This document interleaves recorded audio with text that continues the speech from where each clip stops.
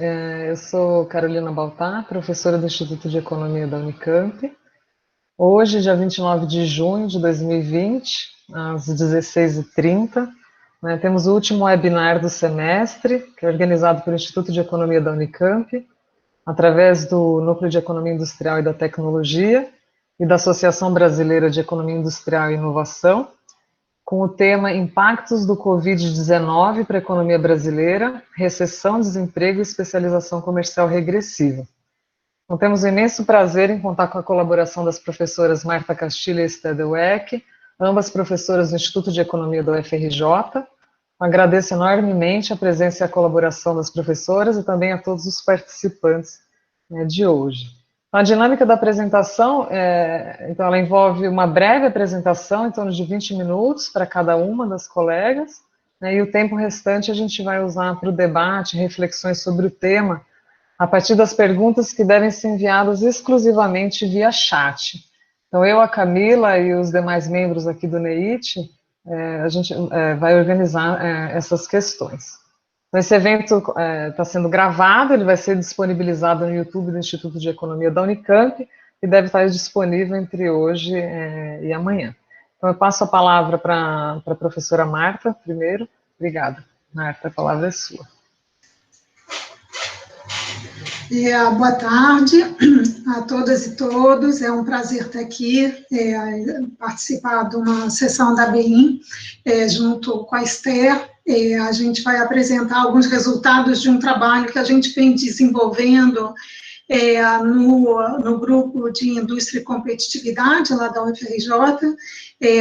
Esse ano nós estávamos preparando o relançamento do Boletim de Indústria e Comércio, quando o Covid nos pegou. E aí, diante, assim, da emergência sanitária, nós também sentimos uma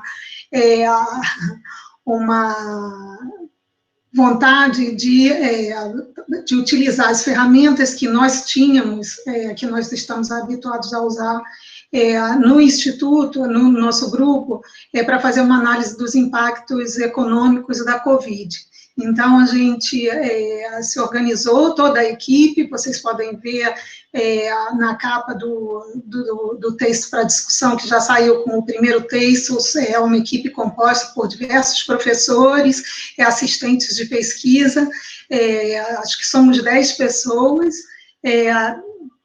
e já temos um texto principal, que é a aplicação do modelo macrosetorial, é um texto que foi coordenado pela Esther, com a participação dos outros membros que eu falei, e também devem sair outros 2 textos. Tem um que está sendo coordenado pela Marília Bassetti e pela Júlia Torraca, sobre o impacto da Covid na indústria de transformação especificamente.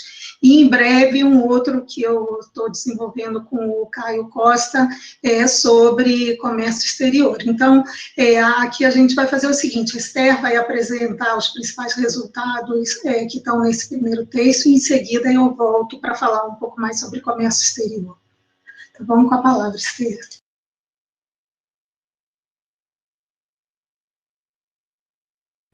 Bom, eu vou fazer aqui, então. Obrigada, Marta. Bom, queria também agradecer o convite, da Lia e do Renato. Também agradecer a Carol por estar coordenando essa mesa.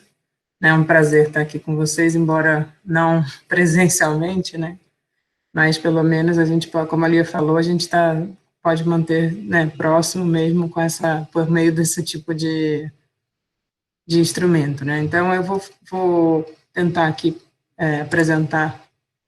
Deixa eu só ver se eu vou compartilhar a tela inteira aqui com vocês, ver se vai dar certo. No dia que eu for apresentar no Estudo de Economia, deu um problema, mas vamos ver se dessa vez dá certo aqui.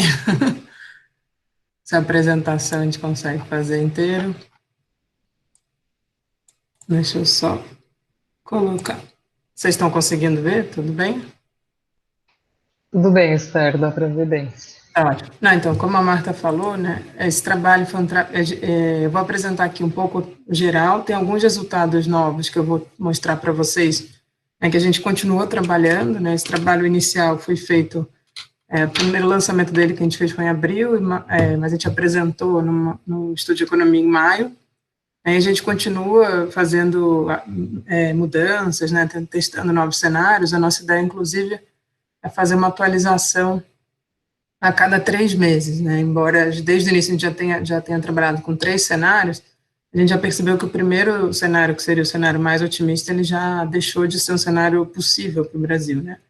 E a nossa ideia é, com base nos resultados que estão saindo já de indicadores para o Brasil, que a gente possa ir atualizando o nosso estudo, né? E aqui a gente vai fazer algumas coisas mais detalhadas do que já tinha sido feito da versão inicial que a gente apresentou, né, tanto na minha parte, mas principalmente na parte da Marta, que ela desenvolveu mais a questão de comércio exterior, como vocês vão ver. Então, muito rapidamente, para quem não conhece, acho que alguns já devem conhecer, mas acho que nem todo mundo que está aqui assistiu já a apresentação, ou teve a possibilidade de ler o artigo que a gente fez, na verdade, um texto para discussão. Então, a gente, como a Marta falou, a gente estava tentando mensurar os impactos, né, tanto macroeconômicos, mas principalmente, aqui eu vou dar mais ênfase aos resultados setoriais, com destaque, obviamente, por ser um seminário da BEIN, né, junto com o NEIT, com um destaque maior para os resultados da indústria de transformação. Isso porque, desde o início, né, acho que uma coisa que ficou muito forte no nosso trabalho, e quando ele foi publicado ainda na versão no Valor, muita gente se surpreendeu que a gente estava dando muita ênfase para os impactos na indústria. Né, no início, todo mundo vai lembrar que só se falava nos impactos no setor de serviços, né, principalmente no setor de comércio também, por conta das medidas de isolamento, que claramente a gente percebia que elas afetavam muito fortemente o setor de serviço. Muita gente falava no setor de turismo, etc. Mas desde o início, quando a gente começou a fazer o trabalho, a gente viu que a indústria, proporcionalmente, seria até mais afetada que o setor de serviço. Então, quando a gente falou isso pela primeira vez, isso foi meio um choque para muita gente, né? Que as pessoas não estavam entendendo que afetaria todos os setores, né? Não só o setor de serviço. E aí, acho que acabou depois, conforme os resultados foram saindo, foi ficando claro que que a indústria de transformação tem um risco muito grande, e com isso acaba, e a gente vai ver que, como a Marta vai explorar um pouquinho mais, tem um risco muito grande de, né, intensificar o nosso processo de desindustrialização. Então, a metodologia que a gente usou é um modelo que a gente tem no GIC, né, já há muito tempo. Na verdade, tem várias versões deles, a que eu apresentei aqui é de 2010. Tem uma versão que a gente fez com um trabalho meu e do Fábio, com mais outros coautores, né, para quem quiser ver a modelagem, mas é uma modelagem de um produto relativamente tradicional. A única diferença que tem para outros é que a gente usa os dados da matriz do produto atualizadas pela Patiene, quer ver que a Patiene está aqui assistindo, para 2017, né? Então, a partir da matriz de 2015 do IBGE, ela faz uma atualização com os dados das tabelas de recursos e usos, e a última, mais recente, é de 2017. E a gente também usa alguns dados da matriz de absorção de investimento, que é o Tiago Miguel, não sei se ele está aqui assistindo, mas o Tiago também fez, a gente usa para algumas partes, principalmente para a parte de investimento do governo, dados da matriz de absorção de investimento. E o que a gente fez, então, foram choques nos vetores da demanda final, e para a gente ter os vetores da demanda final mais próximos possíveis do ano passado, a gente utilizou a tabela de recursos e usos de 2019, que o IBGE disponibiliza nas contas trimestrais ao nível de 12 setores. Só é importante dizer que tanto a MIP quanto a MAI, a gente tem elas a 123 produtos, na verdade agora a Patiene já fez a 128, que é a abertura completa da matriz, embora na versão que a gente trabalhou tenha sido a 123, que tinha alguns setores, alguns produtos que a gente não conseguia abrir. Mas 123 produtos, 67 atividades. A TRU de 2019, a gente só tem 12 por 12. Então, a gente teve que fazer algumas adaptações, mas os vetores de demanda final foram todos atualizados até 2019, e depois deflacionados para 2017, para poder utilizar um modelo que está com uma matriz de 2017. E a gente, para cada um deles, então, a gente fez 3 cenários diferentes de choques, sendo que aí eu já vou passar direto aqui para a explicação.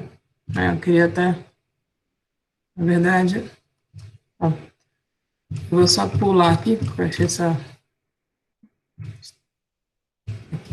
A gente fez um cenário que é totalmente otimista, nem vou discutir ele, porque, na verdade, a única relevância que ele tem é no setor externo. Porque, de fato, como a Marta vai comentar, as exportações elas estão vindo um pouco mais otimistas do que os nossos outros dois cenários. Mas para os demais vetores da demanda final, ou seja, o consumo das famílias, exportações, investimentos, eles têm sido cada vez mais os cenários mais ou de referência ou mesmo o pessimista. Mas a ideia da construção de cenários, então, era ter um cenário para o que aconteceria internamente, que influencia diretamente os vetores de consumo e investimento, e o que acontece externamente, que influencia mais diretamente os vetores de exportações. Então, do ponto de vista, já vou para o cenário de referência, a gente imagina que internamente você teria medidas de isolamento não muito eficazes, principalmente não muito eficazes em conter os efeitos econômicos do isolamento. Então, você teria mais lentidão no repasse de recursos para as famílias, não evitaria uma grande perda de renda, e com isso, portanto, afetaria bastante o consumo das famílias. E do ponto de vista das empresas, tenderia a ter fechamento de empresas, uma grande capacidade ociosa que acabaria afetando também os investimentos, como nesse cenário de referência. No cenário externo, uma recuperação mais prolongada da economia mundial, que para alguns países parece ser mais que deve acontecer, E no cenário pessimista, então, seria uma situação bem mais grave, com uma recuperação, na verdade, possivelmente em L, o que significa que não tem recuperação, a economia cai e não se recupera em 2020. Ou então o prolongado, que ela demora muito, só começa a se recuperar lá para o final de 2020, lá para novembro, dezembro. E com isso... tá. O Fábio mandou aqui uma mensagem, eu acabei de ver que estava a barrinha aqui na frente atrapalhando, desculpa. E, portanto, então, nesse cenário aqui, a gente tende a ter uma queda muito grande do consumo das famílias e uma queda muito grande dos investimentos. Então, só para vocês entenderem quais são esses cenários, no cenário, por exemplo, de otimista, as exportações cairiam 6%, no referência cairiam 15,7%, no pessimista 20%. O que a gente falou um pouco, as exportações estão mais próximas do cenário otimista, mas já para o caso do consumo das famílias e do investimento de empresas e famílias, a gente acha que os cenários estão mais próximos aqui do referência ou pessimista. Então, no caso do consumo das famílias, o referência é uma queda de 3,8%, no pessimista uma queda de 8%, no caso da formação bruta de capital fixo de empresas e famílias, uma queda de 20% no cenário de referência ou uma queda de 30% no cenário pessimista. O consumo e formação bruta de capital fixo do governo, como vocês podem ver, é só um cenário. E a ideia aqui é um aumento de 40 bilhões nos gastos do governo para aumento da atividade de saúde. Dividido igualmente entre investimento, que seria ampliação de leitos de UTI, mas leitos também os hospitais de campanha para situações de não tão graves, e consumo do governo, que é a própria oferta do serviço de saúde, que seria o consumo do governo em saúde pública aqui. Então, esse 2,5 equivale 20 bilhões para consumo, 20 bilhões para formação bruta de capital fixo do governo.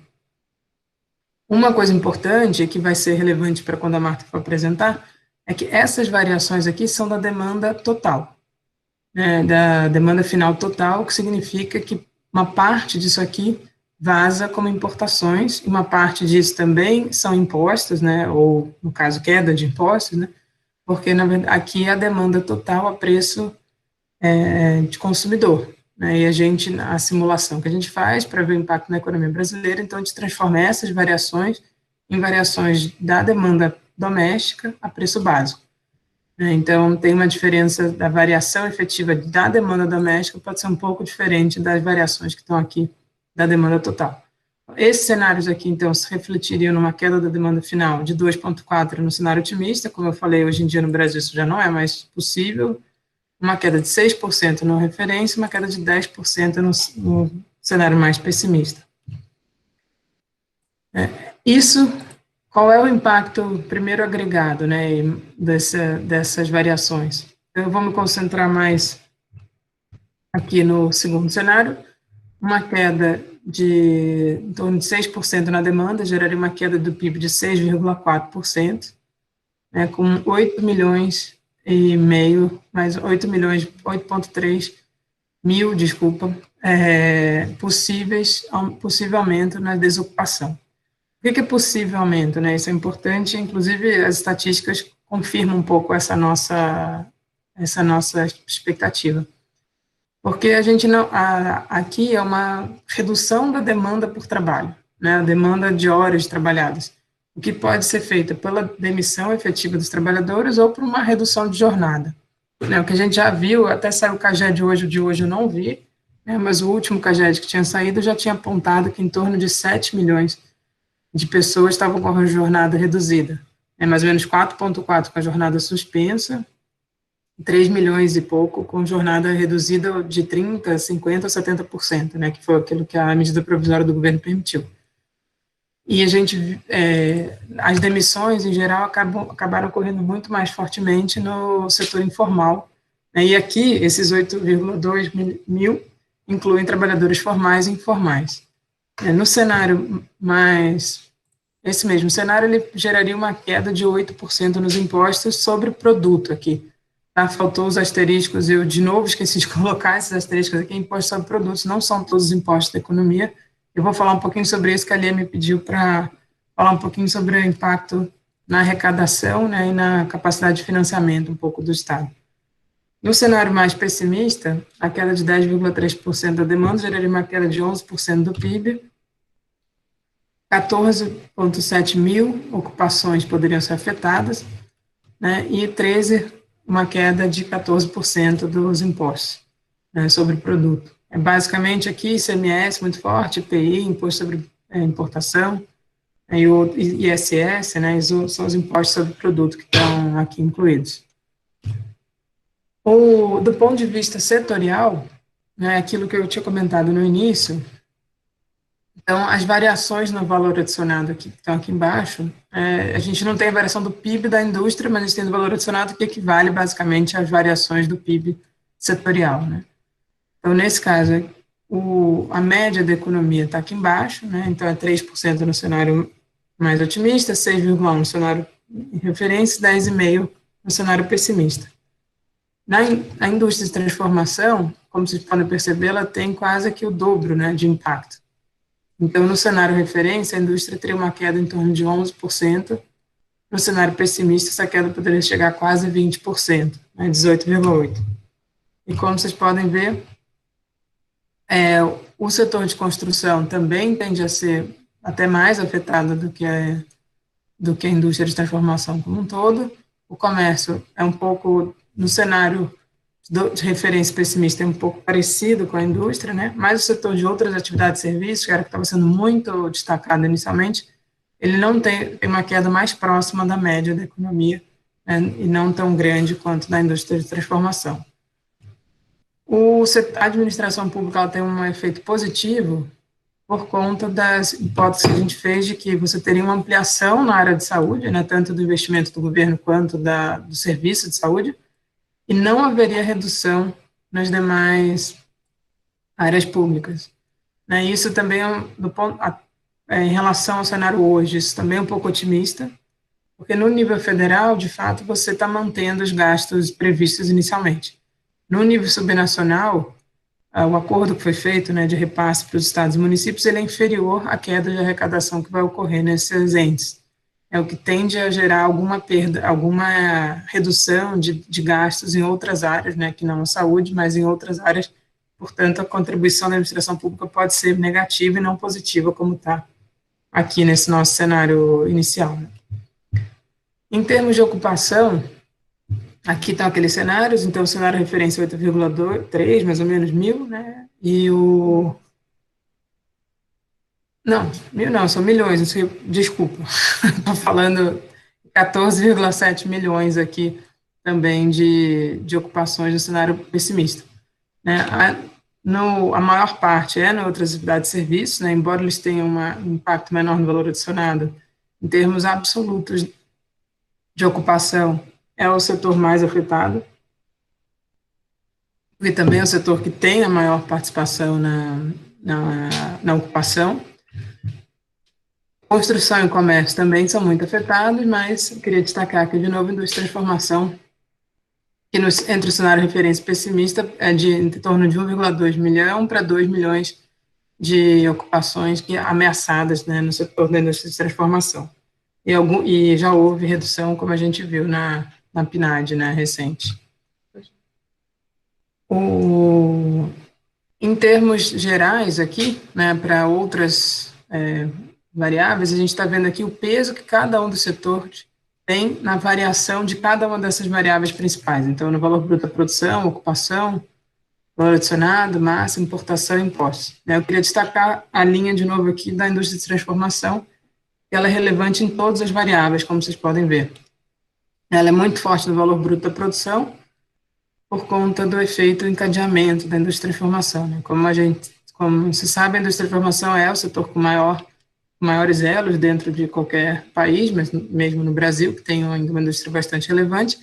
Então, o valor bruto da produção acaba sendo o setor que mais contribui para a variação total, né, no cenário referência, mas isso também equivale a um peso parecido nos demais cenários. Em termos de ocupação, como eu tinha comentado, o setor que mais contribui para a variação da ocupação é outra atividade de serviços, mas a indústria tem um peso relevante, né, ficando aqui em terceiro/quarto, né, muito próximo do setor de construção, né, no impacto. No valor adicionado, a indústria tem um peso relevante, né, praticamente o mesmo peso de outras atividades de serviços.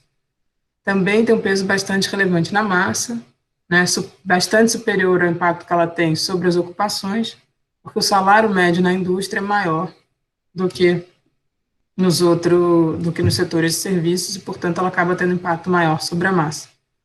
Agora, os impactos mais relevantes da indústria, que acaba os outros setores passam basicamente a não ter nenhuma grande relevância, é na variação das importações, né? Então, como o Brasil tem uma grande importação de produtos manufaturados, a queda das importações é basicamente de produtos manufaturados, e também a queda de arrecadação está muito associada à indústria, né, com peso, no caso do ICMS, chegando a quase 80%, mas no caso de total dos impostos, 70% da queda dos impostos está associado à contração da indústria. Né, e ali eu justamente tinha pedido para dar um destaque para isso, e aí eu fiz aqui uma abertura, né, dessa queda da arrecadação, tentando ver dentro da indústria, né, quais são os setores que mais contribuem e também por tipo de componente da demanda final. Então, se vocês olharem a linha aqui de baixo, né, o consumo das famílias ele tem o maior peso na queda da arrecadação de impostos sobre produtos, obviamente pelo tamanho do peso do consumo das famílias na demanda final total. Então, 50% é explicado pelo consumo das famílias. Em segundo, vem exportações e formação bruta de capital fixo, né, mais ou menos o mesmo peso. Lembrando que, no caso das exportações, é muito mais o efeito indireto, né, dado que o efeito direto das exportações sobre a arrecadação é muito baixo. Aí, como vocês podem ver, os setores que contribuem mais são os que estão destacados em vermelho, né, a maior parte está na indústria, como a gente já imaginava, e a indústria que está aberta em 4 grandes setores, embora commodities industriais inclua também a extrativo. Essa é uma classificação do GIC que a gente faz, né, abrindo um pouco para além dos 12 setores, abrindo um pouco mais a indústria. E aí, só alguns destaques relevantes é que, no caso do consumo das famílias, a indústria tradicional tem um peso muito importante, né, para a queda da arrecadação. No caso da formação bruta de capital fixo, né, a indústria inovativa tem um peso relevante, junto com as commodities industriais. E no caso do consumo do governo da formação bruta de capital fixo, o impacto seria está negativo aqui porque elas contribuem positivamente para um aumento da arrecadação, né? Então, como há uma queda total, o impacto é negativo para a variação, porque a variação é negativa. Mas o peso é muito pequenininho porque o peso que esses dois componentes têm, né, de um aumento de 40 bilhões no total da queda que a gente está estimando, ele é muito baixo e não tem uma relevância tão grande para o aumento da arrecadação. Então, é só destacar que a indústria inovativa ela tem uma relevância em todos os componentes, né, e a indústria também, de commodities industriais, também tem basicamente em todos, menos na formação bruta de capital fixo da administração pública, porque não é relevante para esse setor, né, diretamente nem indiretamente. E a indústria e a tradicional aparece mais no consumo das famílias aqui, com um peso mais relevante, né. Eu só que trouxe isso aqui, porque isso aqui já é a queda efetiva de arrecadação que houve, né, a Lia tinha me pedido de novo aqui, um pouco respondendo à demanda da Lia, o que aconteceu de janeiro a maio no Brasil, foi um dado também que saiu hoje, de maio, no âmbito federal, né. Ali a gente estava falando só de impostos sobre produtos, então a IPI, PIS/COFINS, né, são coisas mais ligadas a impostos sobre produtos. Embora não, o PIS/COFINS nem está ali, mas o IPI mesmo, né. O IPI já teve uma queda de em torno de 14% de maio a janeiro desse ano, comparado com janeiro a maio do ano passado, né. A receita total administrada caiu 12,9%, e acho que talvez o dado relevante é que a receita líquida, né, que combina também a queda na arrecadação do regime geral, né, de previdência e outras receitas administradas, descontando a transferência para os estados e municípios, a receita líquida está tendo uma queda de 16%, né, e as despesas federais aumentaram em torno de 20%, basicamente associado aos créditos extraordinários, que é muito ligado ao pagamento dos auxílios, né, e alguns subsídios que tiveram um aumento bastante relevante, né, mas aqui basicamente é o pagamento do auxílio emergencial que está aqui, a abono e seguro-desemprego, por exemplo, que é um outro espaço que teria, ele está sendo capitalizado aqui, porque está tudo sendo feito por crédito extraordinário. Então, a gente precisa depois abrir isso aqui para ver exatamente, mas o dado mais relevante aqui é que essa queda de arrecadação é uma noção de como tem sido a queda de arrecadação, né, que está em torno de 14,2% no total, né, mas a líquida 15,9%, porque o governo está mantendo a transferência para os estados e municípios, né. Então, a transferência ainda não está caindo tanto. Eu vou fazer agora rapidamente uma abertura do cenário 2, por tipo de componente de demanda final, só para a gente destacar que setores da indústria são mais afetados em cada um desses componentes, né. Então, eu vou passar rapidamente aqui. Se a gente for ver no caso do consumo das famílias, né, o consumo privado, a gente tem que a indústria de transformação, ela é afetada, como vocês podem ver, o impacto maior é nas ocupações, né, tem uma queda de 4,4% na indústria de transformação, mas, em média, ela está ali em torno de 3%, 3 pontos de queda da indústria de transformação, nas demais variáveis, né, 3 alguma coisa, que está um pouco acima da média da economia, no caso do impacto sobre o consumo, né. Então, quais são os setores mais afetados? No caso do valor bruto da produção e do VA, é refino de petróleo, né. No caso de ocupação e massa salarial, é confecção de artefatos de vestuário e acessórios, e outros produtos aqui e outros setores mais tradicionais, né, outros produtos alimentares, fabricação de produtos têxteis, que são muito afetados no emprego, né, enquanto em termos de VA e valor bruto da produção, confecção e artefato vestuário, ele já está aqui em 5º lugar, e no caso do VA está em 4º lugar, né, então ele é muito afetado em emprego e massa salarial, mas não tanto afetado, não contribui tanto, né, para a variação do valor bruto da produção e do valor adicionado. No caso das exportações, a indústria de formação também é afetada muito fortemente, só que pela composição, o maior impacto acaba sendo na massa salarial, né, por conta dos setores da indústria de formação que são afetados pela queda das exportações, no cenário de referência.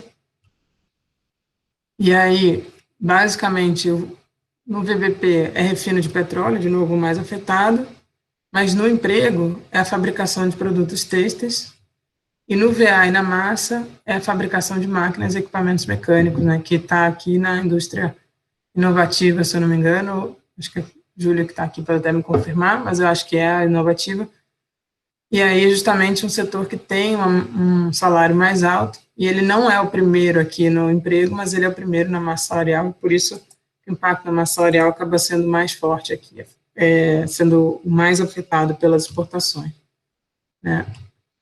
No caso do investimento, a indústria também é relevante, embora o impacto maior seja no setor de construção, porque construção é basicamente, a única demanda do setor de construção é a formação bruta de capital fixo das famílias e empresas, do governo também, mas basicamente o setor mais afetado é a construção, mas a indústria também tem aqui um papel relevante, com impacto maior aqui na massa salarial. E aí o setor principalmente afetado da indústria aqui é a fabricação de máquinas e equipamentos mecânicos, aí tanto no valor bruto da produção, no valor adicionado e na massa, né, e é o segundo aqui em termos de emprego, porque da indústria de informação é o setor mais relevante.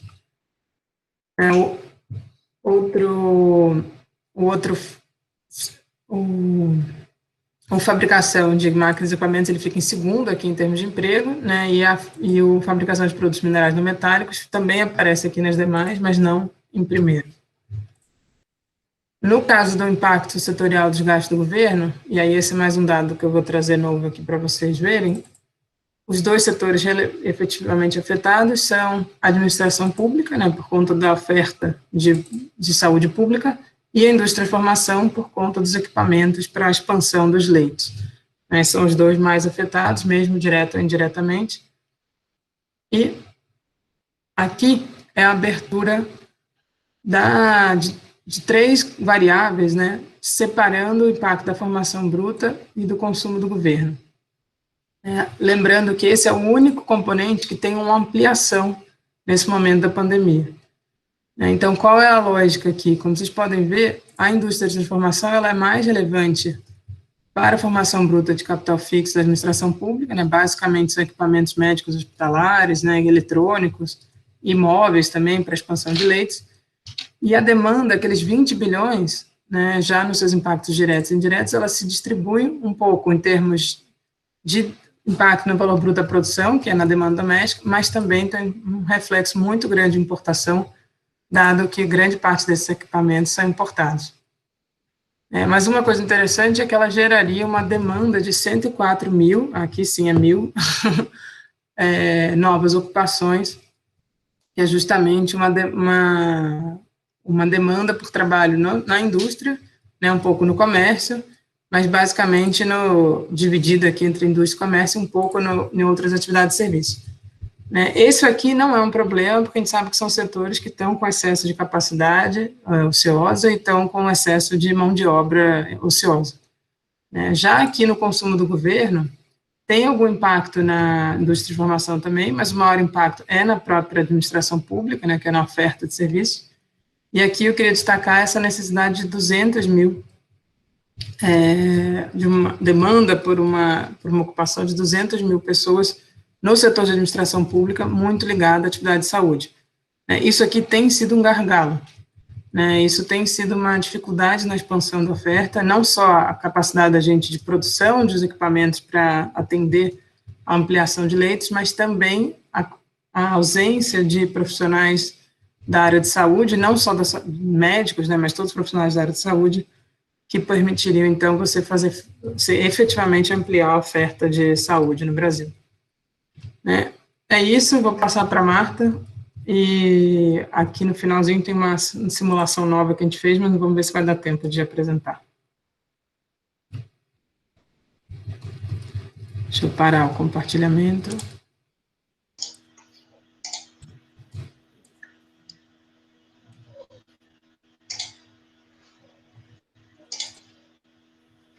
Deixa eu colocar a minha.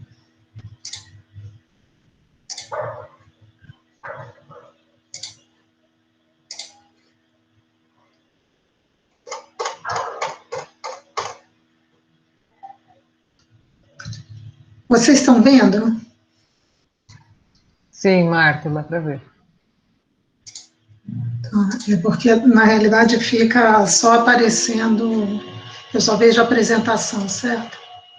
Bom, a ideia, então, é falar sobre um pouco o tamanho do problema, né, e mais as mudanças também qualitativas que Isso deve trazer tanto para as exportações quanto para as importações, e depois mostrar um pouco das simulações que a gente fez. A Esther já adiantou alguns resultados, assim eu não preciso me alongar muito, né? As estimativas para a queda do comércio mundial são bastante pessimistas, né?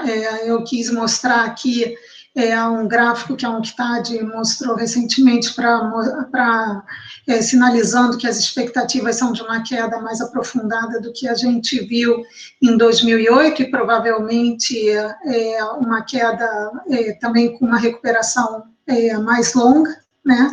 E isso faz com que as expectativas que a gente tenha para a evolução do comércio brasileiro também não sejam muito otimistas, né? Aqui no canto vocês podem ver, então, algumas das previsões que são feitas, né? A Esther já falou, aqui, essa primeira linha são as previsões que a gente fez, eu vou colocar em seguida, elas não estão em nada dissonantes do que outras instituições têm mostrado, né? Se a gente olhar a evolução, eu vou primeiro, então, começar a falar mais de exportações, quer dizer, aqui eu ainda estou falando dos dois, mas em seguida eu vou falar separadamente de exportações e importações, tá? Aqui era só para a gente ter uma noção de onde a gente estava em termos de comércio exterior, quando chega a crise do Covid no início do ano, né? Então, as duas primeiras barras dizem respeito a exportações e importações totais, e a barra cinza e a barra amarela dizem respeito ao comércio, exportação e importação da indústria de transformação.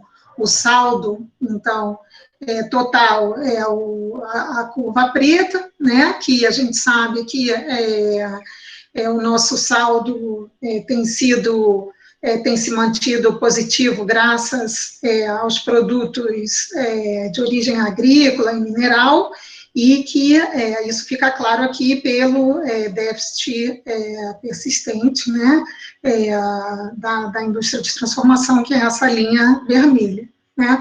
Então, a gente vinha, já 2019 já tinha sido um ano de uma certa retração das exportações, e o que a gente vê, então, é que, por enquanto, também isso tem sido reproduzido quando a gente faz a comparação entre os 5 primeiros meses, tá? Então, as exportações caindo 7,2% até maio, no acumulado, e as importações 2,5%. Né? Ou seja, as exportações caindo mais, embora, como a gente falou, as expectativas eram ainda mais sombrias para as exportações brasileiras, né? No início da crise,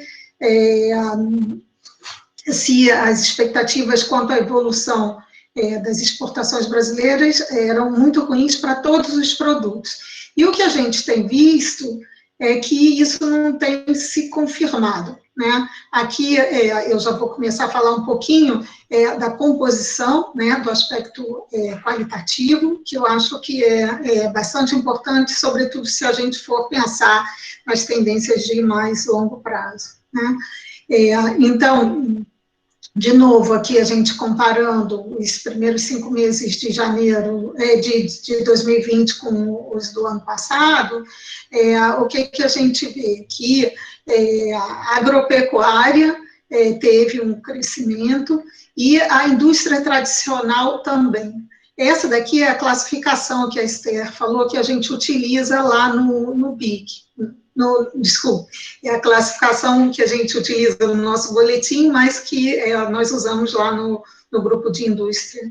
E, na realidade, o que explica esse crescimento positivo aqui da indústria tradicional não é têxtil, não é metalurgia, mas são os alimentos que aqui estão. Então, na realidade, o que tem puxado as nossas exportações tem sido os produtos de origem agrícola, né? Quando a gente olha, a extração teve uma pequena queda, também menor do que o esperado, e a gente já vai ver quem está puxando isso. E, dentre os produtos da indústria de transformação, né, a gente vê que a maior queda está na indústria inovativa. Se a gente abrir, por exemplo, a indústria tradicional, a gente vê que tem alguns setores, o complexo têxtil, calçados, que está também sendo bastante afetado, mas está sendo compensado pelas exportações de alimentos, justamente. Bom, então, se a gente começa a olhar a evolução da composição das nossas exportações ao longo do tempo, né? De novo, aqui eu recuperei os dados anuais de 2005 até 2019, para justamente mostrar a redução, a tendência da redução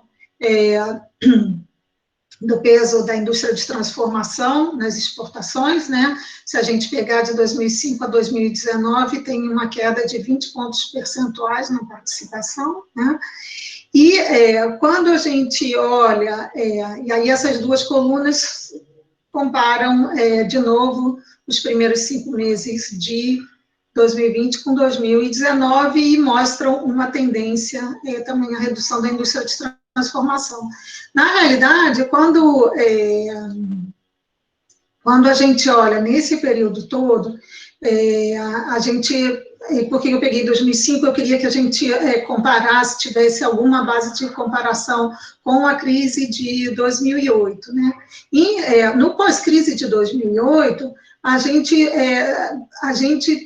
observa algumas mudanças de patamar na composição de produto e na composição geográfica, que eu já vou falar das exportações, no sentido da acentuação dessa primarização. Então, eu acho que as magnitudes, né, na crise atual são diferentes, mas esse fenômeno, esse fato deve se repetir, né? O outro aspecto, então, é essa mudança geográfica das exportações, né? Dos destinos, do destino das nossas exportações, né? Então, de novo, a gente assistiu no pós-2008, assim, entre 2010 e 2011, a China ganha muita importância como destino das nossas exportações. Isso vai continuar, como vocês podem ver aqui nos dados anuais. E agora, quando a gente pega esses primeiros 5 meses, você tem um outro salto. É claro que a gente pode supor que uma parte desse salto é conjuntural, mas o que a China tem mostrado é que raramente ela dá salto para trás, né? Ou seja, a gente muda de nível e lá fica, a ver. Mas o ponto é que, então, você tem uma ampliação, claro que a China é a primeira afetada pela crise do Covid, e sua recuperação é maior, e as previsões de crescimento econômico lá são menos sombrias do que no Ocidente, os nossos outros parceiros, seja a América do Norte, seja Estados Unidos, seja Europa, seja os nossos vizinhos latino-americanos, a Argentina, que já perdeu um espaço grande como mercado para os nossos produtos, o que é muito ruim em vários aspectos, para alguns setores, mas também para os projetos de integração regional. E então aqui a gente vê que nesse período mais recente, a China e também um pouco a Ásia passam a ocupar um espaço maior nas nossas exportações.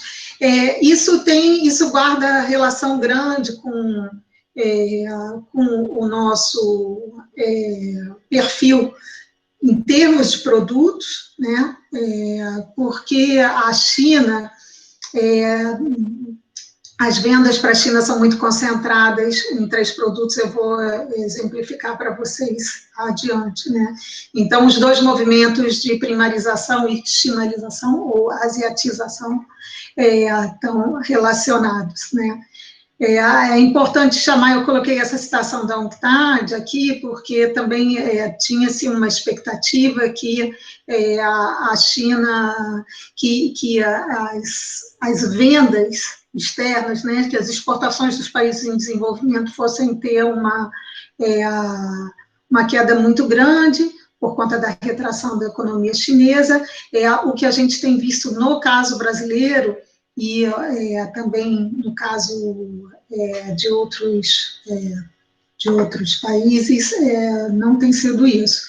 A China tem, por razões diversas, né, procurado diversificar suas compras de petróleo e também de ampliar seus estoques de soja e de outros alimentos, mas soja, isso é muito forte, e isso tem puxado as exportações aqui do Brasil e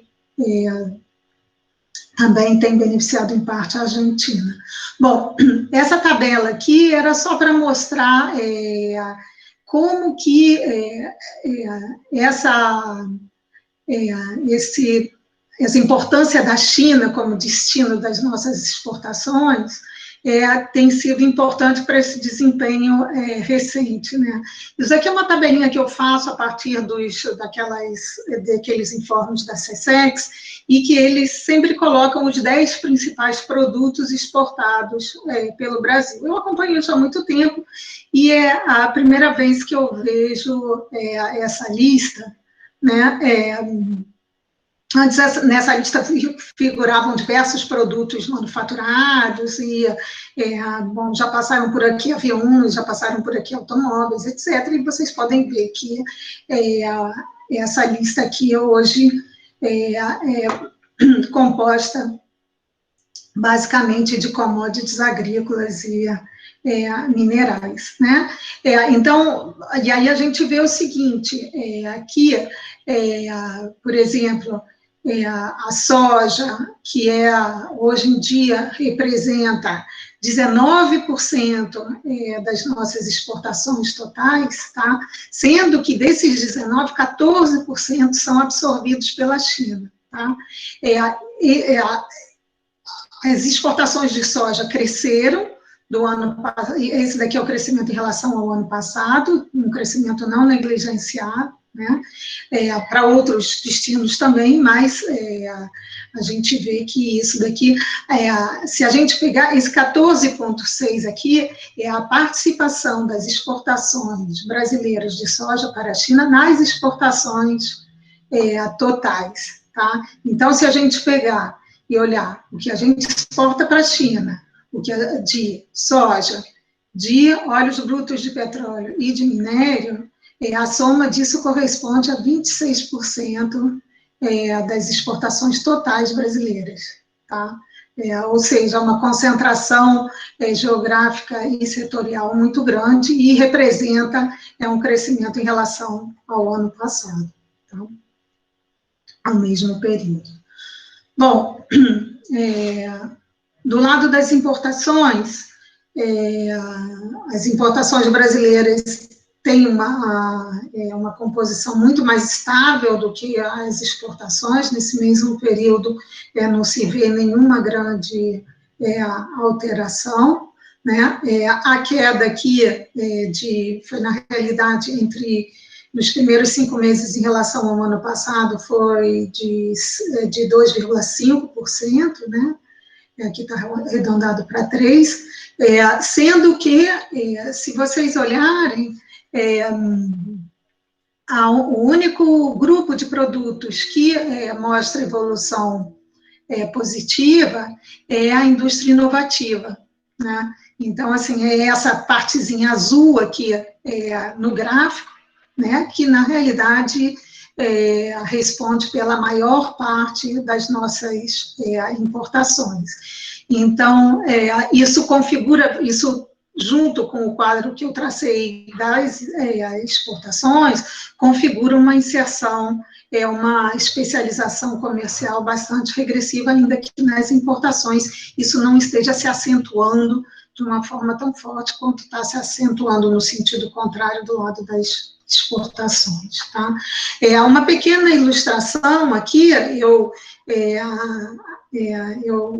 tive a ajuda do Caio, eu roubei o gráfico que o Caio preparou sobre a balança comercial de suprimentos médicos, né, e aí isso é um trabalho que pega alguns produtos bastante específicos, né, divididos por categorias aqui, para mostrar que dentro do déficit comercial industrial, se a gente for afinando, né, da indústria de transformação, tem uma parte, a maior parte desse déficit se localiza na indústria inovativa, e nesse momento em que a gente está tendo que enfrentar essa pandemia, a questão dos suprimentos médicos, né, e de saúde, a gente está se deparando com uma situação bastante sensível, visto que a gente tem déficit em todos os grupos de produtos e sem uma capacidade de atender no momento em que algumas restrições foram colocadas internacionalmente, de atender as nossas, a demanda doméstica por esse tipo de produto, né?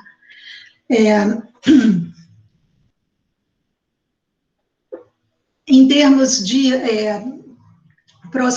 projeção do saldo comercial, acho que a Esther já falou um pouquinho em algum momento,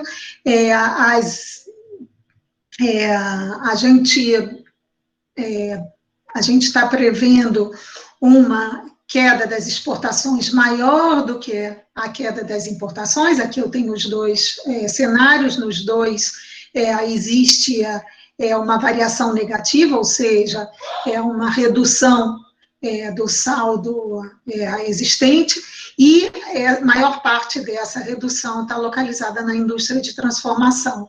No cenário mais otimista, a agropecuária, em grande parte puxada pelas exportações, acaba contribuindo positivamente para o saldo, mas é uma contribuição ainda pequena, insuficiente para reverter, tá?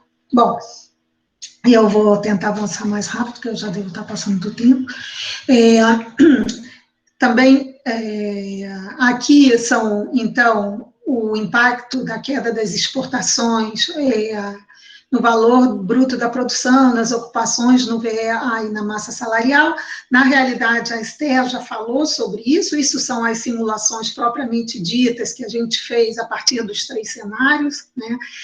Esses cenários, no caso das exportações, foram construídos, então isso foi durante o mês de abril, a partir de diversas informações provenientes de agências de notícias, de órgãos governamentais, e também da análise da evolução das importações dos nossos principais parceiros, né?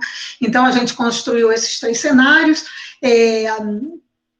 a gente, pelo jeito, se encontra entre esses 2 cenários aqui, no caso, do setor externo, né, talvez um pouco mais próximo do otimista, o que daria um certo alívio, por favor, coloquem entre aspas, em curto prazo, no sentido em que a retração do saldo seria menor do que a gente esperava, mas, como a gente pôde ver, em termos de evolução da especialização, isso não parece ser algo muito positivo.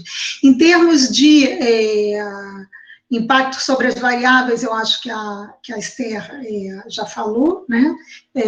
Então, o impacto do comércio, das exportações sobre a economia brasileira é relativamente pequeno, é incapaz de dinamizar a economia brasileira. Eu coloquei aqui uma cola na última linha só para dizer o seguinte: isso daqui é a variação de 6% da demanda final, tá, que a Esther apresentou, resultante desse cenário 2, ele leva a uma queda de 7,1% no VBP, 7,9% nas ocupações. Desses 7, 9% de queda das ocupações, por exemplo, apenas, ainda que sejam muitos, 1.400.000, 1.500.000 postos de trabalho desapareçam, né, reduz a demanda por esses postos, ainda assim é uma diferença grande. Então, as exportações estão longe de representar, de ter um peso importante para a economia brasileira. A Esther, eu vou pedir para a Esther mostrar para vocês depois uma simulação que a gente fez, que é bastante interessante nesse sentido, para justamente ver em que medida o comércio as exportações podem contribuir para a dinamização da economia, tá?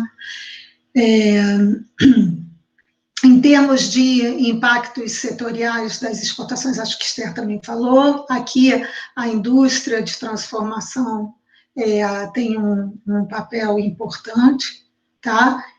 Essa tabelinha também com os setores, ela já falou, e qualquer coisa eu volto depois, tá?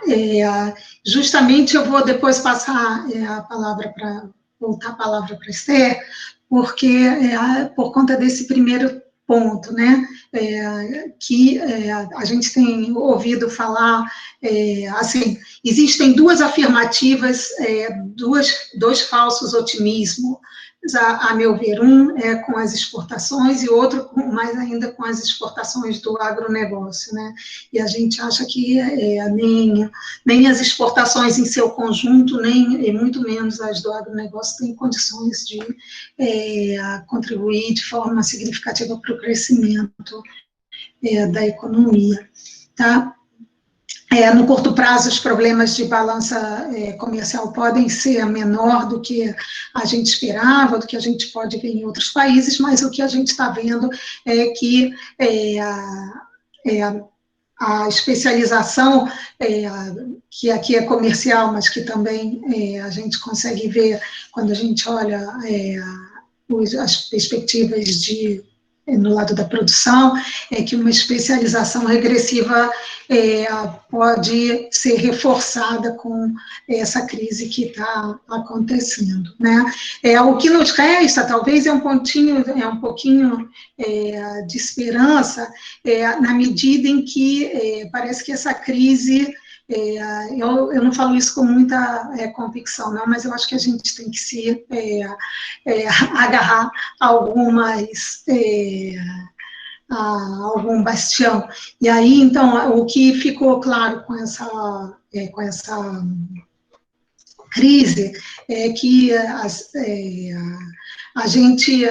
nossa fragilidade em termos de produção, sobretudo de equipamentos ligados à pandemia, né, de equipamentos de saúde, nos deixam numa situação justamente fragilizada, e talvez seja um momento de poder voltar a falar, de se fazer escutar da necessidade de políticas de desenvolvimento produtivo puxados, né? Tipo assim, o argumento da saúde é muito forte, mas talvez não só, né? Bom, eu acho que é só. O texto completo já está lá no site. Eu acho que agora eu passo, se eu conseguir achar a tela aqui, achei. Eu passo de novo para a Esther, se ela quiser complementar. Ô, Marta, acho que como já foi muito tempo, né, Carol? A Carol foi muito boazinha com a gente. Então, acho que talvez a gente possa abrir, aí nas perguntas eu falo, assim, que acho que foi um cenário que a Marta pensou e a gente simulou depois, que era supondo que o melhor cenário das exportações se mantenha, né? Mas, na verdade, não, desculpa. supondo que para os outros componentes a gente tem o cenário de referência, a gente viu qual seria o impacto do vetor de exportações mais otimista, o referência, o pessimista, para ver qual era uma espécie de elasticidade das exportações.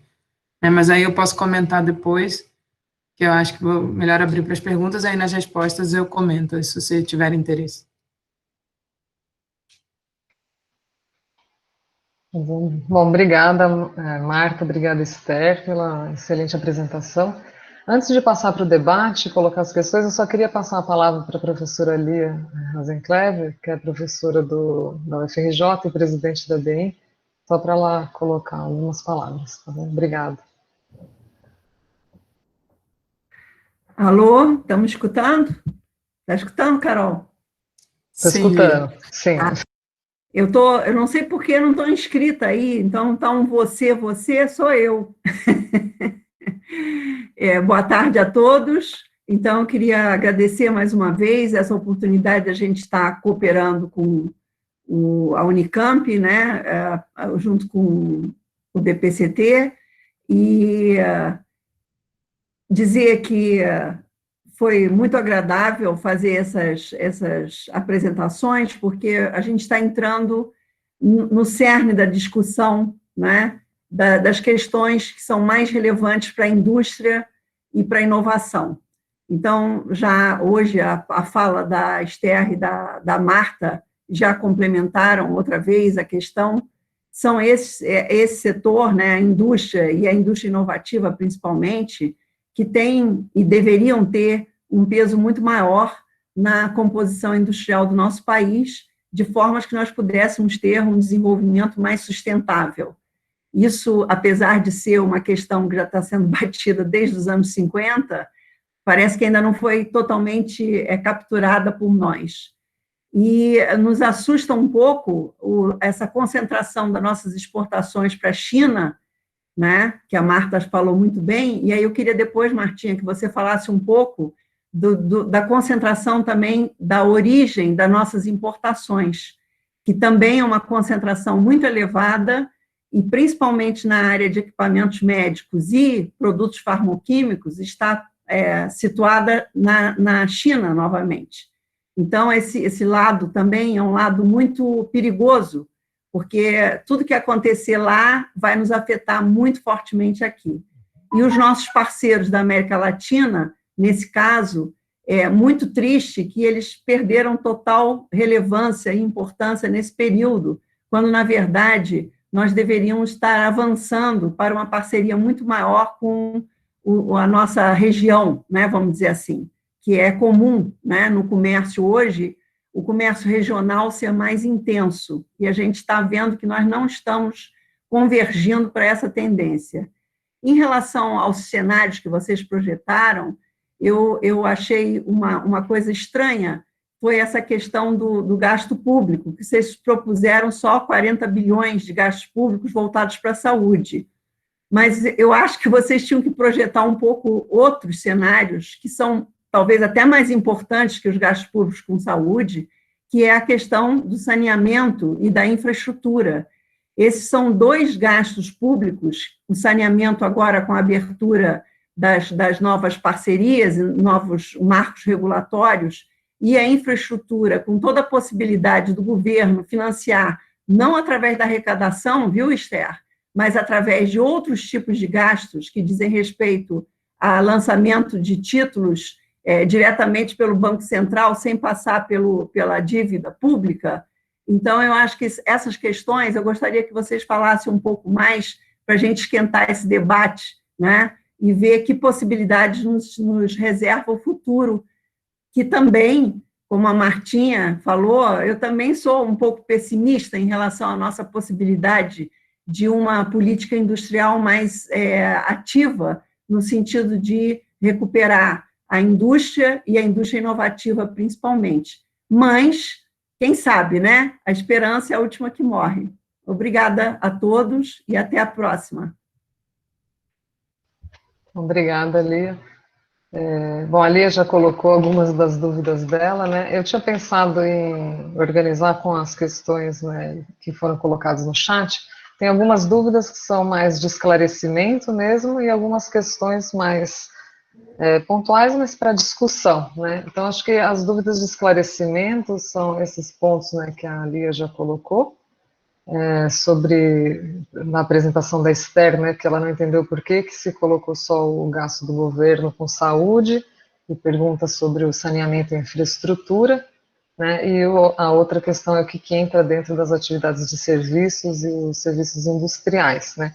Eu também tenho uma dúvida pontual, que é com relação da apresentação da Esther, que é sobre a queda da demanda por ocupação, que a Esther colocou que não necessariamente a redução da ocupação, mas pode ser pela jornada, né? Só queria saber como que foi medido isso, então uma dúvida bem pontual. E aí tem algumas questões mais para discussão, né, mesmo, né? Uma que a Lia já colocou, né, sobre a questão da origem das importações, né, principalmente da indústria inovativa. Tem uma questão levantada pelo Diegues, pelo professor Antônio Carlos Diegues, né, que ele gostaria de levantar, admitindo, né, a desaceleração do comércio internacional, que tem sido menos intenso do que os impactos domésticos na IT, e que tem se acentuado um movimento de concentração das exportações em commodities direcionadas à China. Pode-se esperar que um dos impactos estruturais da pandemia seja na intensificação da especialização regressiva? Essa é uma das questões que ele coloca. E o outro ponto é que ele gostaria de saber a interpretação da Marta e da Esther, né, sobre tal movimento, contrapondo com algumas interpretações que sugerem uma certa possibilidade de contribuição da crise para a renacionalização via uma espécie de choque adverso, né. Tem também uma questão do Mauro Vieira Sá, que ele está querendo saber se é possível pensar setores para políticas de recuperação, né. E o Paulo, agora acabei de ver uma pergunta do Paulo Silva Oliveira para a Marta, né, que também, tentando ser menos pessimista, se ele acha que num cenário global mais protecionista, pós-crise, seria possível, e se sim, se esse cenário cria algum espaço para uma nova articulação estratégica entre política comercial e industrial. Então, acho que a gente poderia separar as respostas, porque a gente tem um tempo um pouco mais curto, né? Talvez passar para a Esther, colocar os pontos dela, e depois a Marta, seguir a ordem das apresentações. Tá bom? Obrigada. Tá ótimo, Carol. Obrigada. Bom, primeiro começar... Deixa eu abrir aqui minha câmera. Começar respondendo a Lia, né? Lia, acho que primeira coisa, por que não saneamento e infraestrutura? E depois eu vou falar da questão de como, do seu ponto em relação ao financiamento, não só por meio de tributação, né? Por que não? Porque, na verdade, a gente está vendo que o governo anunciou, né? Não há nenhum, por conta de todas as regras fiscais, no caso do governo federal. Mesmo, é importante só entender que o fato da gente ter flexibilizado, no caso, a meta de primária, ter flexibilizado também a regra de ouro esse ano, a emenda constitucional 95, ela está só parcialmente flexibilizada, né? Então, você só pode gastar aquilo que é diretamente ligado à pandemia, aquilo que é diretamente ligado à calamidade. E as únicas coisas que o governo anunciou nessa área foram, além dos auxílios emergenciais, né, diretamente para o pagamento das pessoas e seguro-desemprego para os trabalhadores formais, a única coisa que o governo anunciou foi os gastos diretamente com saúde e algum repasse para estados e municípios para compensar a queda de arrecadação, o que significa que não teria nenhum gasto novo, né? Então, não tinha nenhuma previsão de aumento de gasto com saneamento esse ano efetivo, não tinha nenhuma previsão de aumento de gasto do governo com infraestrutura, né? Então, por isso, naquelas simulações, na parte do governo, propriamente dito, não tem essa expectativa de aumento dos gastos, porque só para entender, seguro-desemprego, auxílio, ele é uma transferência, né? Então, ele não apareceria ali, ele aparece indiretamente numa queda menor do consumo das famílias, no caso, né, por manter ainda a renda das famílias. Então, é justamente o salário de referência, ele não pressupõe uma queda tão grande do consumo das famílias, porque a gente está supondo que o desemprego não vai afetar totalmente a renda, porque vai ser compensado pelos auxílios. Mas a infraestrutura e saneamento, aí o ponto que a Lia levanta é, bom, por que a gente não está supondo, então, que teria um aumento do saneamento e gasto de infraestrutura por outras formas de financiamento? Bom, primeiro, porque o número 1 é porque não foi anunciado. Segundo, o governo ele já está, esse ano, ampliando bastante os seus gastos, né? Não, obviamente não pela arrecadação, como eu mostrei, você já teve no âmbito federal um aumento de mais de 90 bilhões no déficit primário, tende a ser muito maior, né? Até o final do ano a estimativa que vai ter um aumento do déficit de 600 bilhões, isso basicamente não é que eu não gosto de dizer financiado, mas isso basicamente vai bater na dívida pública, né? E vai ter um aumento da dívida. Essas propostas de financiamento direto para o Banco Central até agora não saíram, viu, Lia? Pelo menos não foram formalizadas. Mas a gente poderia simular, se houvesse, de fato, e isso não é difícil de fazer, se houver, de fato, uma intenção de ampliar os gastos nessa e avaliar os multiplicadores disso, a gente tem condições de fazer, isso já era uma coisa até que a gente queria fazer como uma proposta de recuperação. E aí, de fato, não seria, a arrecadação não se torna um entrave de jeito nenhum, concordo com você, o que realmente falta é vontade política, né? Então, o governo querendo fazer, ele consegue. O marco de saneamento tem uma preocupação, bom, outra coisa importante é que os impactos são para esse ano, né? Então, provavelmente, o próprio efeito do marco de saneamento não sabe se vai ser esse ano. Bom, se vai ter impacto, pode ser que tenha, mas que tende a ser mais diluído no tempo, né, e não necessariamente acontecendo nesse ano. E todos os impactos que a gente falou eram estritamente de 2020. Mas isso a gente pode fazer, inclusive para estimar os multiplicadores desses gastos e poder ter uma ideia melhor de que setores são impactados, isso dá para fazer facilmente, a gente pode fazer, sim, essa simulação. Tá? Bom, como a questão que a Lia tinha perguntado, o que está dentro de outras atividades e serviços, né? Só abrir aqui para te falar, Lia. São basicamente... Eu estava com ele aberto, aí eu voltei para cá. Só um segundo. É que é muita coisa em outras atividades e serviços, realmente. Só para você saber, tem os principais, tá? Que são afetados. Alimentação fora do domicílio, né? Que basicamente a parte de restaurantes, bares, etc., tem alojamento, mas que no Brasil o peso é muito pequeno, né? Então, hotéis, no Brasil esse peso é mínimo. Você tem uma outra coisa que é muito afetada, a parte de serviços domésticos, está dentro de outras atividades e serviços. Negativamente, educação privada e positivamente um pouco saúde privada, que está dentro de outras atividades e serviços. Mas também tem aqui dentro atividade jurídica, serviço de arquitetura, né? Atividades administrativas, vigilância e segurança, né, está tudo dentro de outras atividades e serviços. Então, é um setor muito amplo, mas só para você ter uma noção, na queda da ocupação, o maior efeito é no serviço doméstico e é uma coisa que já apareceu, de fato, na PNAD, né, uma queda muito grande do serviço doméstico.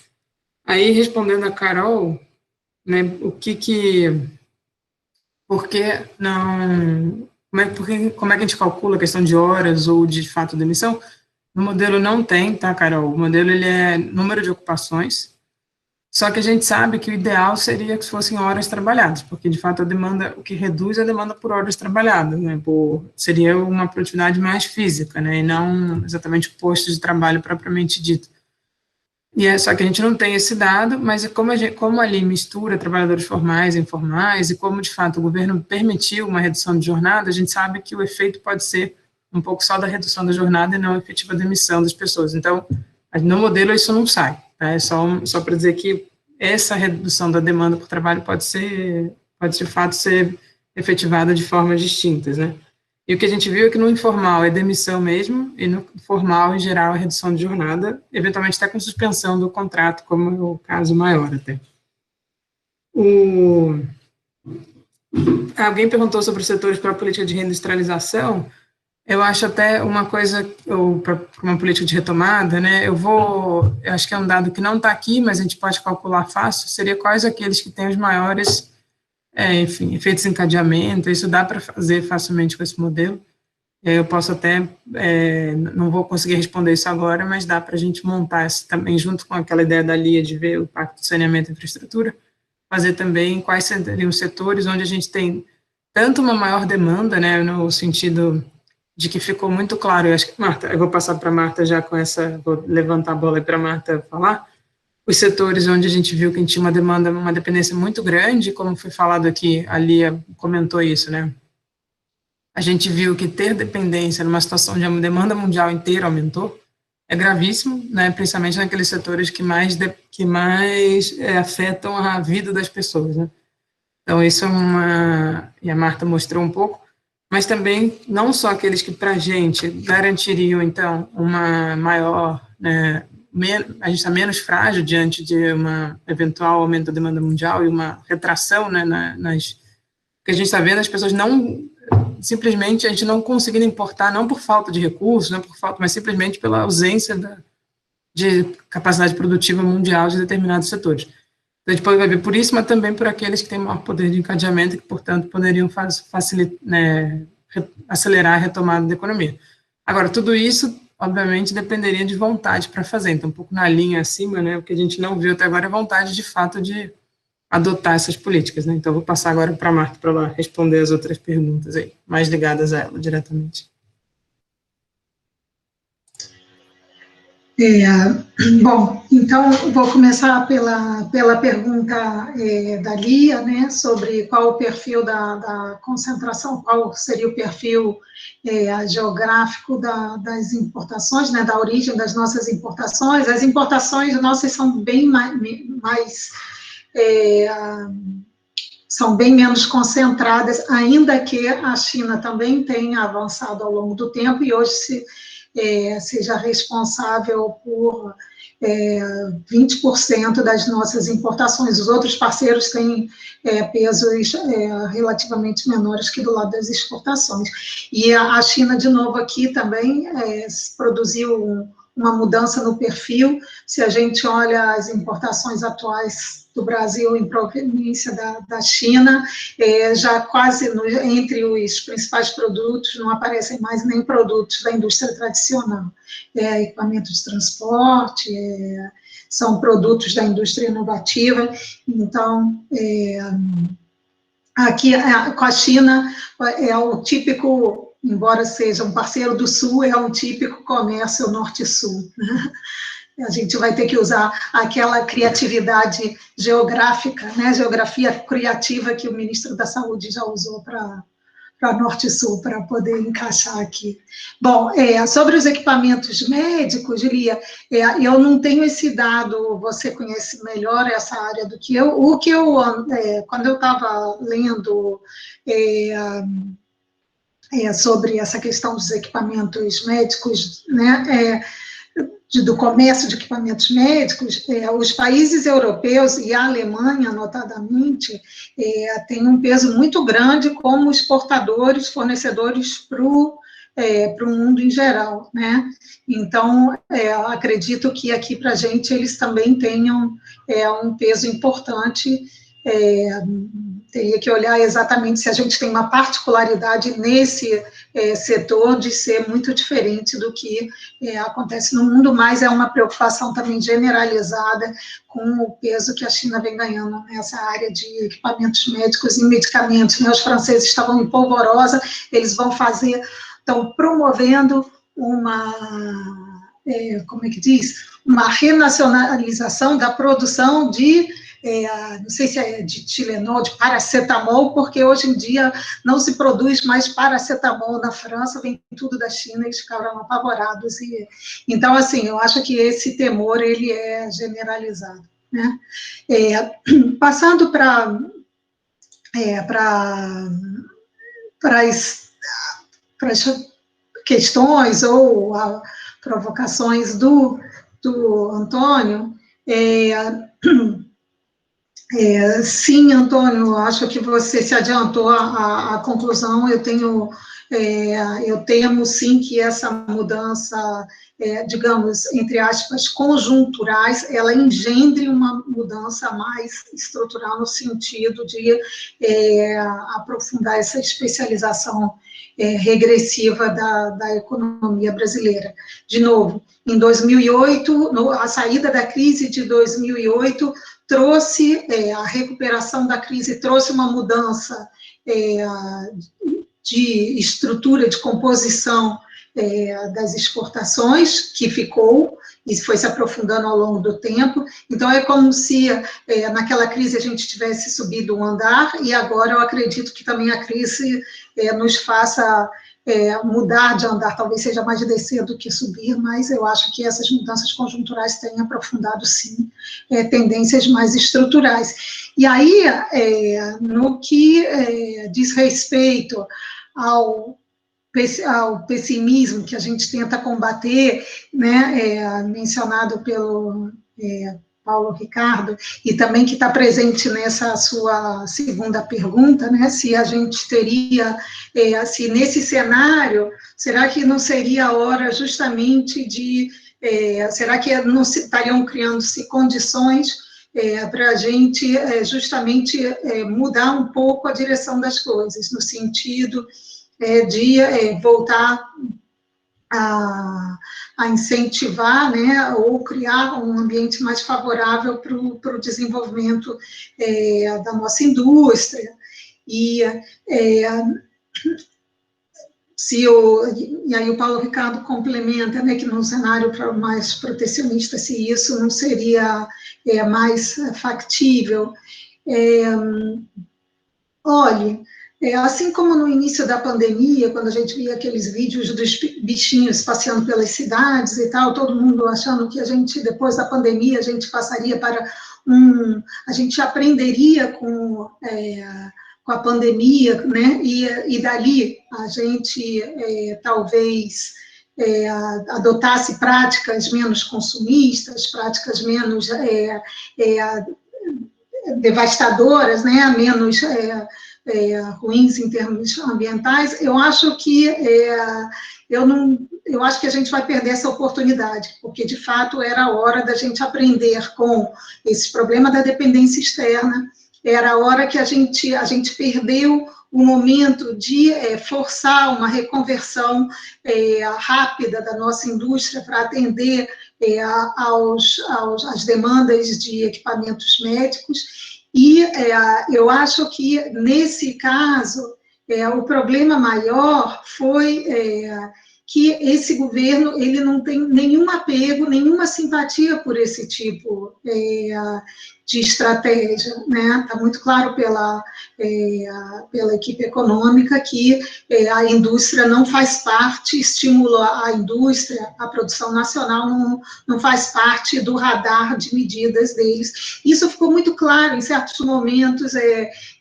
Existiam até empresas que estavam dispostas a praticar essa reconversão, mas e de repente começar a produzir, trocar, redirigir sua produção para atender a produção de equipamentos, de ventiladores ou de outras coisas, mas isso exige do governo uma coordenação mínima. Né? Eu não estou falando nem de recursos que seriam também necessários, mas nem coordenação. A gente nunca foi muito forte em coordenação, mas menos ainda nesse momento. Então, assim, eu acho que a gente teria, sim, esse cenário adverso, digamos, ele seria propício a levar a uma reflexão que, bom, vamos então recuperar os investimentos em determinadas indústrias que vão garantir o fornecimento, o bem-estar da nossa sociedade, né?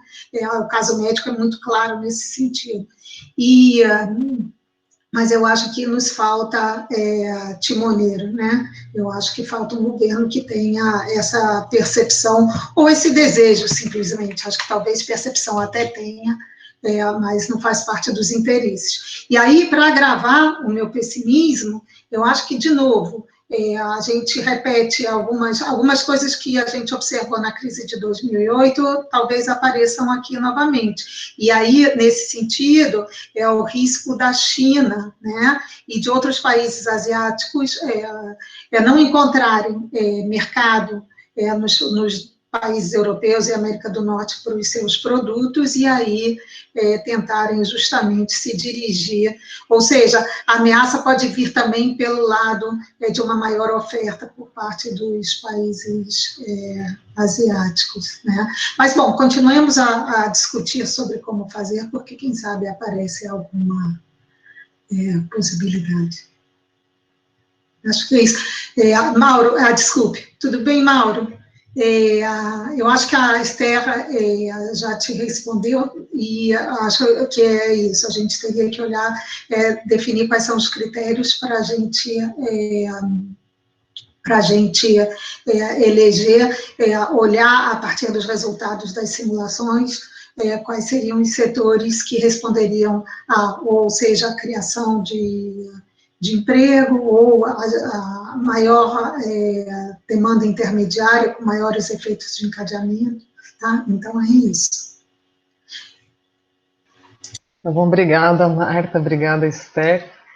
Só antes de fechar, só 2 pontos que a Lia colocou no chat, que ela ressalta a importância, né, de se considerar os cenários de simulação dos impactos do gasto com saneamento e infraestrutura, né, como isso melhoraria a recuperação, e também de que existem setores que são contracíclicos, né, como a saúde, por exemplo, e que eles podem ajudar na recuperação. Só comentários a partir da resposta da Marta e da Esther. E é isso, eu queria agradecer a presença de todos, agradecer principalmente a Marta e a Esther aí pela excelente apresentação, pelo excelente debate. E como eu já disse anteriormente, o webinar ele vai estar disponível no site do Instituto de Economia da Unicamp, né, e eventos futuros organizados pelo NEIT vão ser divulgados nas redes sociais. É isso. Carol, Pode eu queria dizer uma coisa, a gente tinha falado em outro momento, para a gente é uma satisfação muito grande estar apresentando um trabalho do GIC, na ABEM, e isso nos leva a mencionar, fazer uma referência ao nosso querido Davi Kupfer, né, que nos deixou no início. Felizmente, ele fugiu do Covid, eu acho que é a única coisa boa que a gente pode ver nisso, mas, assim, ele sempre foi muito presente na organização do grupo e nesse próprio trabalho. Então, estando num evento da BEIN, a gente não podia deixar de mencionar. Não, é só reforçar isso da Marta, que até no dia da apresentação lá no Instituto de Economia, até o Fábio está aqui, né, o Fábio falou. E aí eu falei que várias vezes preparando esse trabalho eu ficava imaginando o Davi falando, as críticas que ele faria ao trabalho, assim, acho que ele ia ficar feliz, mas ele também teria feito várias observações, mas é bom que parte disso está na gente já, né, já incorpora as críticas do Davi, já estão dentro da gente também. Fábio, quer falar alguma coisa? O Fábio apareceu aí. O Fábio apareceu, eu ia perguntar isso. Abre o som, Fábio, você queria falar alguma coisa? Não, é só reforçar esse ponto, realmente, né? É uma homenagem ao Davi, né? É o melhor que a gente podia fazer nesse momento. Até porque a gente não conseguiu, o Covid nos tirou até a possibilidade de fazer a homenagem que a gente ia fazer no mês de março, né? Então, assim, super obrigada, adorei a gente ter tido a oportunidade, e parabéns pelos esses seminários, e aí a gente se vê no segundo semestre, né, pelo jeito. Sim, obrigada também, agradecer o convite. Obrigada a vocês. Renata, não sei se você quer falar alguma coisa, esse é o último seminário, né, do semestre, mas no final de julho provavelmente a gente retoma as atividades, e aí as informações vão estar nos sites, nas redes do NEIT e no Instituto de Economia da Unicamp. Bom, obrigada para todo mundo, gente, uma boa noite aí para todo mundo. Bom, tchau, gente. Tchau. Até a próxima. Fiquem bem.